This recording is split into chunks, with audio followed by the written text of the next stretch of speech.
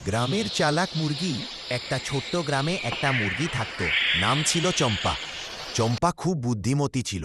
প্রতিদিন সকালে সে মাঠে যেতে, দানা কুড়াত আর গ্রামের লোকেদের সঙ্গে বন্ধুত্ব করেছিল।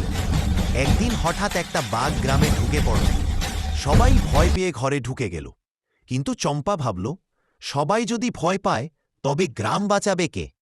সে চুপি চুপি গিয়ে বাঘের সামনে দাঁড়িয়ে বলল, ওহে জঙ্গলের রাজা, তুই যদি সত্যিই এতে শক্তিশালী হো, আগে আমার এক প্রশ্নের উত্তর দে।